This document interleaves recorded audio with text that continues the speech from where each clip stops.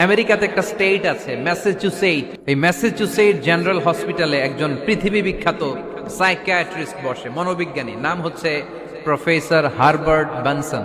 এই Herbert Benson উনিও ওনার সব রোগীদেরকে দিয়ে একটা ফর্ম পূরণ করায়। সেখানে উনি কিছু কোশ্চেনার ছুড়ে দেয়, প্রশ্ন করে আর উত্তর নেয়।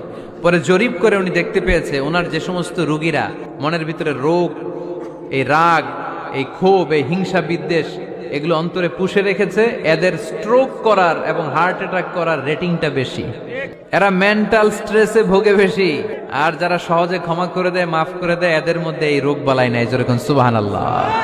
এজন্য আল্লাহ বললেন মুত্তাকিনদের ৩ নাম্বার বৈশিষ্ট্য, মুত্তাকিনরা আল্লাহর কাছে যেমনি ক্ষমা চায় তারা নিজেরাও অন্যদেরকে তেমনি ক্ষমা করে দেয়।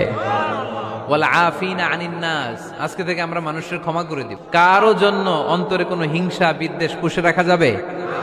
অনেকে এগুলো